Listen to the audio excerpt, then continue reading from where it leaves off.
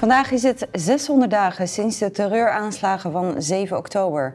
Israël is sinds toen in oorlog en vrede lijkt ver te zoeken. Hoe kan Israël in vrede voortbestaan in de nabije toekomst? En is vrede in Israël de sleutel voor vrede in het hele Midden-Oosten? Juan Caldes werkt voor de European Jewish Association en is expert op het gebied van de geopolitieke situatie in het Midden-Oosten.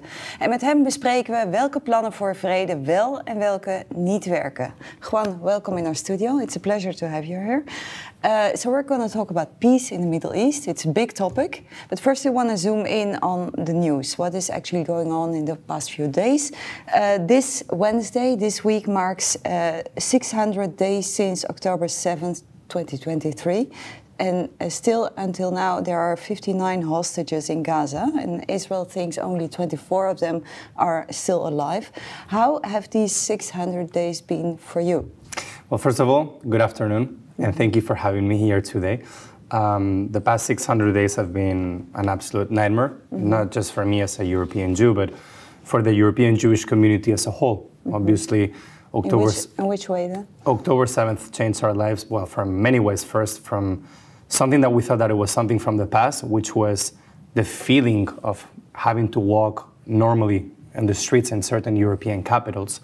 In my case, living in Brussels, I can say that Brussels, as of right now, along with Amsterdam, London, and Berlin, and Paris, I would say that that's the epicenter from the Western point of view, in which we see the resurgence of anti-Semitism coming stronger, obviously through the lens of anti-Zionism, but also more on a day-to-day basis, we've had to see how Jewish schools and synagogues, we need extra protection just to go to prayer, just to bring your kids to school. And you personally, you also experience anti-Semitism on the streets? In my case, no, I haven't, because I don't wear with my kippah on. Also, I make that a lot easier in that sense. With my Magen David, until a year ago, until 6 months ago, the first year, I didn't wear, my Magen David was completely inside of my shirt because I didn't want to show. It's like the Star of David. Yes, correct. I didn't want to show it just to be safe, and that's also what all security and authorities would tell you, which again, I think it's very worrying because it's normalizing something that shouldn't be normalized, because we've seen statements also coming from the police in Berlin saying that for people that are Jewish or LGBTQ, that they should avoid certain neighborhoods because they cannot assure their security. I mean, since when did we accept, since when did we normalize that in our own streets, in our own continent? You don't feel safe. You don't feel safe as a citizen, independently of your ethnicity, religion, sexuality. The fact that you don't feel safe on the streets is something very concerning. So unfortunately, we've seen this and directly affecting the Jewish community. Exactly. And many people have to take much more security precautions for that. Yeah, this is on a personal level. Your work is for the European Jewish Association. How has the war in Israel and Gaza affected your work? Well, it has made our life much more difficult working with, in my case, in the field of advocacy, working with parliamentarians from all over the EU, all the way from Spain to Poland.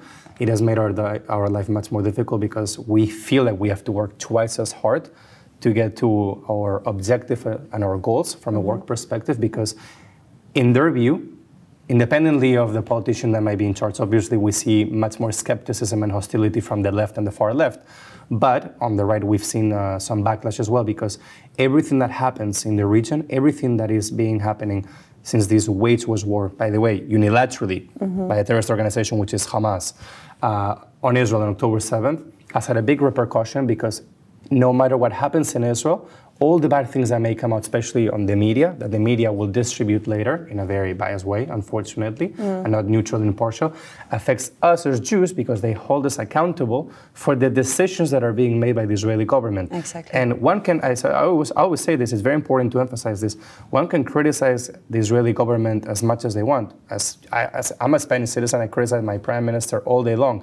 That's the beauty for democracy, and that's the beauty of free speech, that we can dissent, of course. But that doesn't mean that you should hold me accountable, especially because I'm not Israeli, I'm a European Jew, for the decisions that are being made in this war and in this conflict. Well, your work that you do for the European Jewish Association also concerns working inside the European Union, also talking about the relations with Israel. Now, recently, the Dutch foreign minister, he took an initiative to, and took it also to the EU to start an investigation into the association agreement with Israel. So, what do you think of this step? We have discussed it in our interviews here before. Europe is a bit reluctant to continue this association agreement with Israel because what is going on in Gaza. So what is your viewpoint on this? First of all, I have to say, it did caught us by surprise that it was Netherlands, out of all countries, that was leading it with the Dutch minister. Because if it would have come from Spain, unfortunately I have to say this is a Spanish citizen, it would have come from this socialist/communist government that we have in Spain, I would have expected it, or from Ireland. Those are the countries that we know. But not Spain, from Holland. But not from Holland, especially since the new government took power in the last 6 months. This is something that we didn't expect to happen at all. Obviously, we know that in this coalition, there are many dissenting voices, but we didn't expect it coming from the Netherlands. So, and the fact that now there's 17 countries that got to the States out of the 27 that were supporting it, that pushed all the way to Kallas, the highest representative in the European Union for Foreign Affairs, to saying that we will have to review the accord. Truthfully, I don't think it's going to go through, because in the end, when it goes to the Council, you need 27 countries that unanimous vote. And if there's, for example, Hungary is one of those countries that will right away would vote like, no, of course not. And there's many other traditional allies that already said that they wouldn't vote for it, such as Germany, Italy, many Eastern European countries, because we see the power that Eastern Europe is having in this sense and how they're starting to support much more Israel than Western Europe, which are the traditional allies.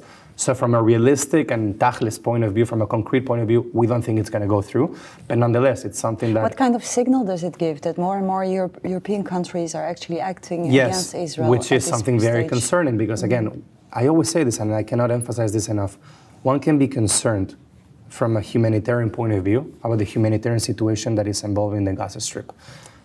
I'm a man. I'm a human being. Before I'm Jewish, I'm a human being. Of course, when I see the images of what's coming out of Gaza, I'm not happy about it. Who will be happy about it? Who will be happy about celebrating war? No one. But what cannot be forgotten, most importantly, is why we're there, why we're in this situation. And it's not because Israel started to one day just woke up and said, you know what, today we're going to bomb and destroy and erase Gaza. That's not going to happen. Why would we? No, of course not. It's in the history of Israel. Every single time that there's an attack against Israel, there's retaliation, because Israel, like any other country in the world, has the right to defend itself. Exactly. Just like this country, this great country, the Netherlands, if, God forbid. But if now Belgium or France or Spain, any other country, decided to unilaterally attack Netherlands, the way that those terrorist attacks were carried out on October 7th, the Netherlands would have no choice to retaliate. As it should be. And I don't think that from the international community there will be too much criticism as the way that they're carrying out those actions. But when it comes to Israel, there seems to be, again, one way to treat it, which is very different than how other countries are treated, which is that double standard that I was mentioning. The criticism is especially focused on the humanitarian aid that was blocked from Gaza for a few months. Now, on Tuesday, Israel started delivering aid to Gaza through the Gaza Humanitarian Foundation. It's a new foundation. And the Jerusalem Post is reporting that the Gazan Ministry of Interior claims that the aid delivery is an Israeli intelligence operations, and so the Hamas tells to the Gazans not to take the aid delivered. What do you think of this? Well, it's what we've been seeing for a year and a half already, and I will say it once again in this program. The problem with humanitarian aid is that unfortunately, the moment that it crosses the Eretz crossing from Israel, the moment that it crosses into the Gaza Strip, unfortunately, Hamas, even though it has been weakened significantly since October 7th, with the military capabilities decreased to 80%, they still have a significant power, and we see it. Even though all the political leaders have been killed, they still have a lot of power. So they still control what comes into the region and what comes into the Gaza Strip in this case. So the problem that we encounter ourselves is, okay, we let in all the aid to come in. Food trucks, etc. Obviously, for the civilians that have nothing to do with this conflict, because out of that 2.5 million, not everyone should be held accountable. Of course, there's plenty of innocent civilians in this conflict. We shouldn't never equate and generalize in those terms. But at the end of the day, we've seen plenty of footage of Hamas, plenty of them taking the food from the innocent civilians. That's where it should be going. And what it it concerns me and upsets me the most is that, once again, the international community should be putting the blame directly on Hamas for this, not for Israel. Israel had to block that humanitarian aid for a certain amount of time. That's another topic that we could get into once the war resumed in March. Yeah. But a very different thing is that once that humanitarian aid has been delivered to Gaza, it should what go should to the Israel people be who need it, exactly? yeah. What should Israel be once again hold accountable for something that they shouldn't? Because at the end of the day, unfortunately, Hamas still controls that, and now they're trying to find alternative ways. So all that food, medicines, everything that is very much needed for the civilians and for the innocent civilian population should be delivered through alternative mechanisms and not through Hamas looting. Clear. Let's talk about peace.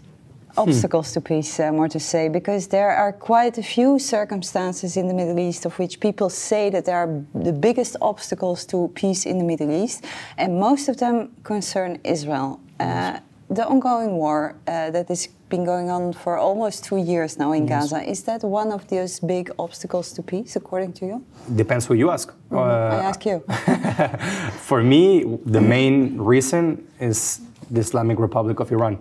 That is the main and most existential threat to the region and to the world. Because if Iran had a different government, more like the one that they had 45 years ago with Reza Pahlavi, I think it would be a much different story than the one that we will be seeing.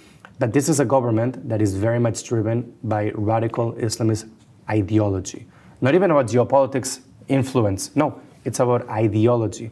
And fighting against certain ideologies is extremely difficult.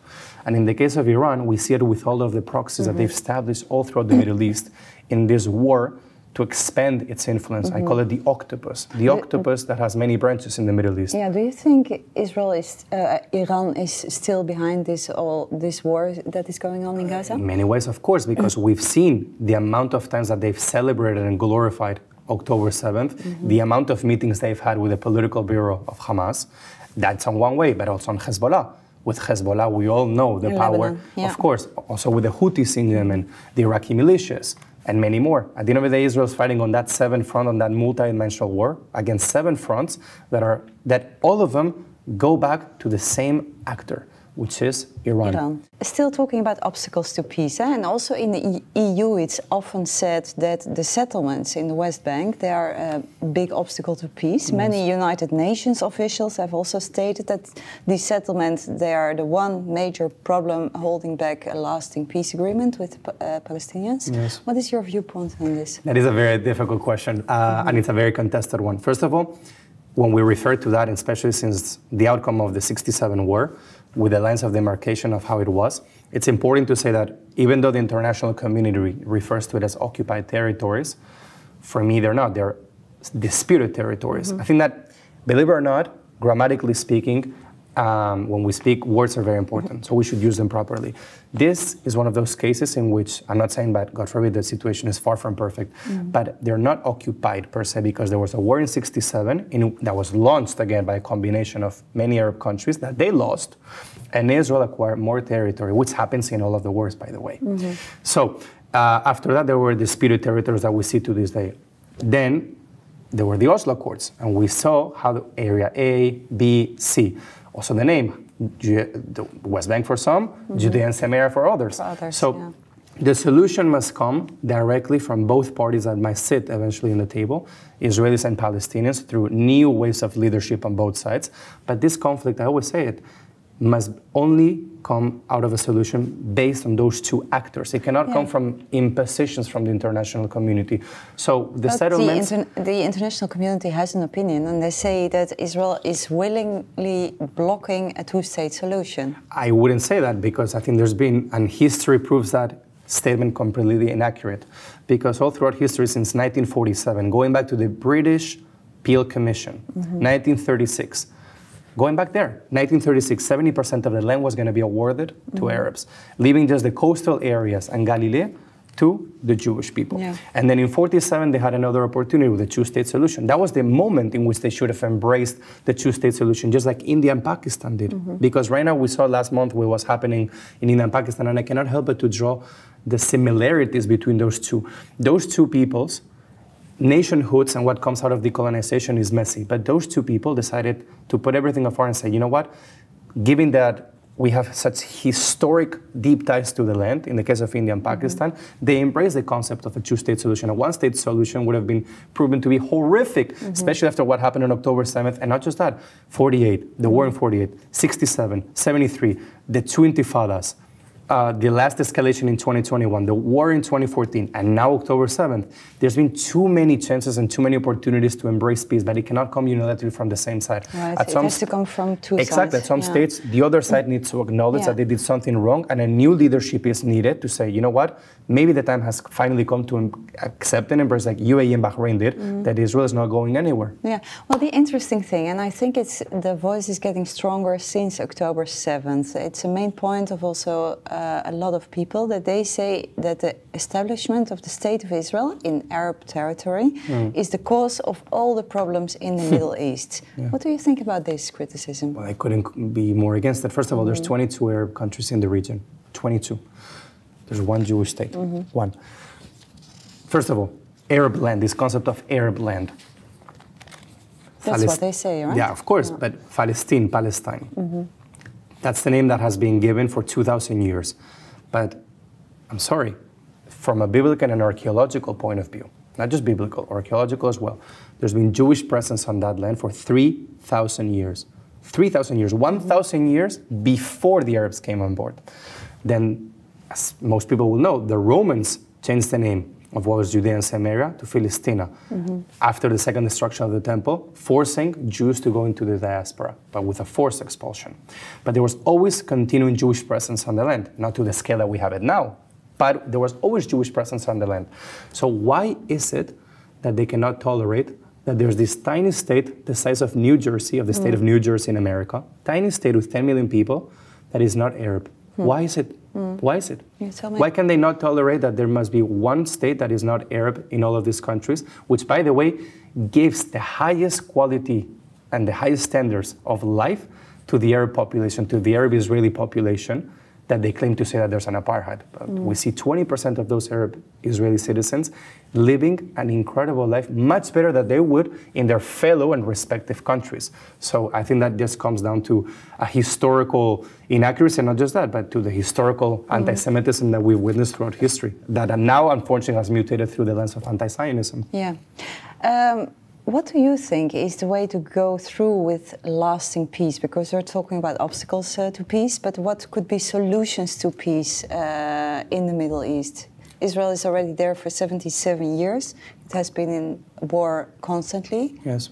So what could be a possible solution? For me, number one, I will say it very briefly, but I said it before, a new government coming out of the Islamic Republic of Iran, because Iran, at the end of the day, along with Saudi Arabia, are the two biggest and most influential players in the Middle East when it comes to geopolitics for obvious reasons. And we've seen all the proxy wars they've led, with the case in Yemen and many others. So a new government in Iran, because that is the evil of all causes in the Middle East, unfortunately, because they've been promoting and glorifying terrorism and violence at all costs. Number one. Number two, from the Palestinian leadership, we need new leaders.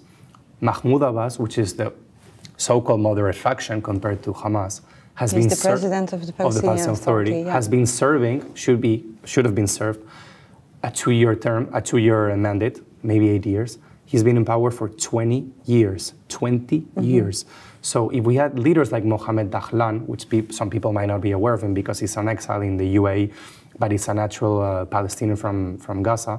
If we had leaders that were more moderate and pragmatic like him, I think it would be a much different story. I'm not saying that the Israeli government, far from it, is perfect, and a new leadership will be needed after the trauma of overcoming October 7th. Do you think Israel would play an important role in achieving peace in the Middle East? Well, I think so, and I think that Abraham Accords proved that right. I think that the fact that there were 4 countries after a political stalemate of 30 years since Jordan, which was the last country in the early 90s, that accepted the idea, the recognition of the existence of the Jewish state outside of the Palestinian problem, because let's not forget, when the Abraham Accords were signed 5 years ago, thanks to the incredible work behind the scenes of President Trump, the Palestinian issue was not solved yet.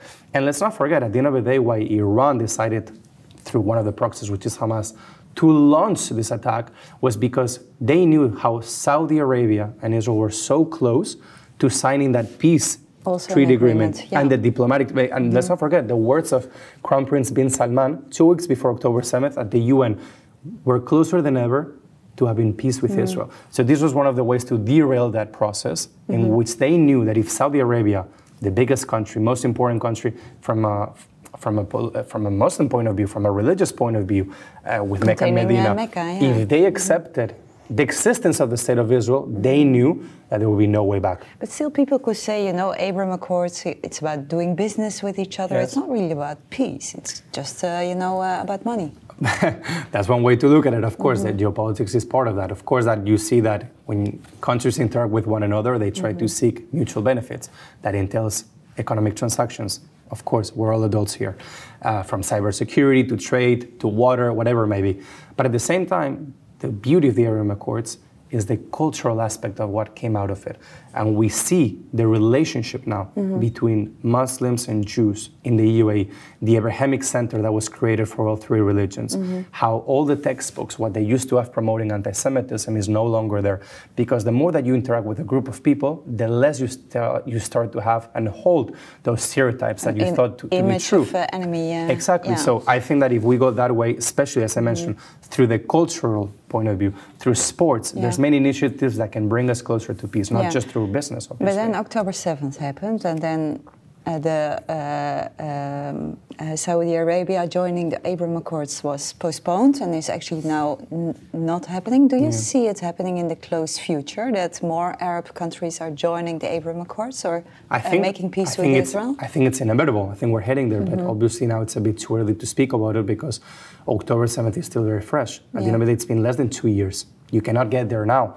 But I think that we're heading there, and especially because there's many more countries in the region that are starting to see the direct threat that Iran possesses in the region. And there's a coalition that is being currently led by the US and Saudi Arabia with other Sunni Muslim countries. So would you say that they say, we have a common enemy and that's why we join together in the That's one of the main reasons.